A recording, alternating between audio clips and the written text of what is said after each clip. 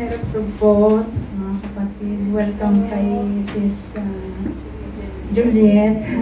Welcome Sis WWCF. So, dumako naman tayo ngayon sa ating pagbibigay. Yung, sa ating ikapo,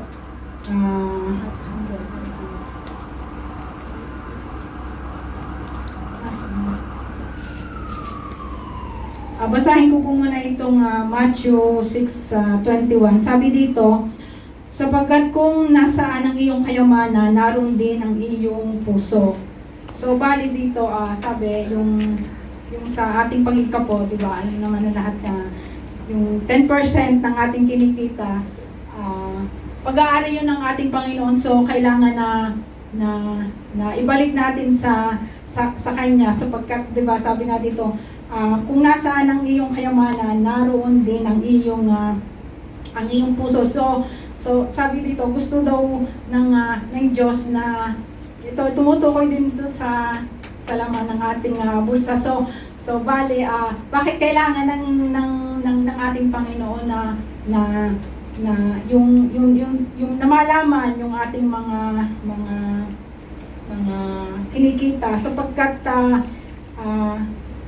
hindi kailangan naman ng ating Panginoon yung ating pera, sapagkat ang lahat ng yon ay galing sa Kanya. So it means pag-aari niya ang lahat ng yon, kasi galing yun sa Kanya. Kaya sabi nga dito sa Matthew 6:29, kaya tinuturuan tayo ng ating Panginoon na magikapo, kasi inilalayo niya tayo sa mga material na bagay upang siya yung ating para siya yung ating purihan sa lahat ng bagay. So para huwag nating isipin yung anumang mga kailangan nating naisin sa ating mga buhay. So kung ano man sabi dito, kung ano daw yung turong ito ay para tulungan tayo na i-guide yung ating mga puso, na malayo tayo sa mga materialism na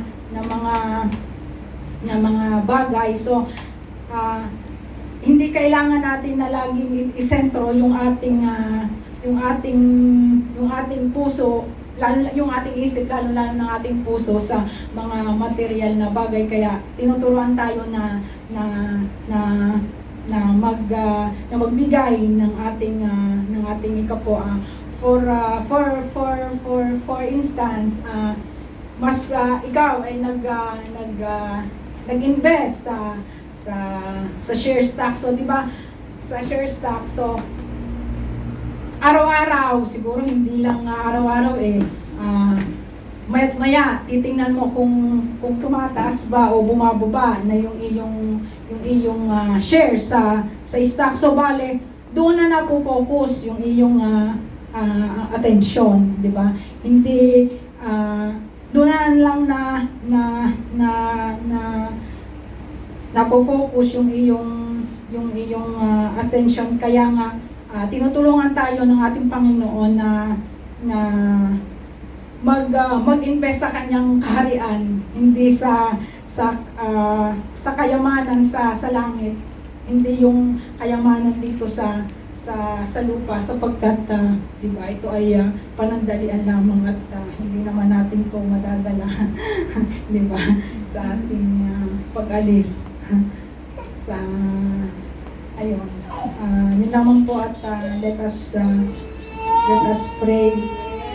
Yes, Lord, maraming salamat po, Panginoon, sa pagtuturo mo, Panginoon, sa amin. Igay mo po, Panginoon, ang aming mga puso, na ilayo mo po, Panginoon, kami sa mga material na bagay, Panginoon, kundi, Panginoon, ikaw lamang po, Panginoon, yung aming itaas, Panginoon, purihin, O God, sa aming mga buhay. Patuloy, O God, na i-bless mo nga po, Ama, yung mga kapatid, O God, na maghahandog ng iyong ikapo sa gabing ito, Panginoon. Bless them, O God, ng ito po, Panginoon, ay maging pagpapala sa iglesyang ito, O God.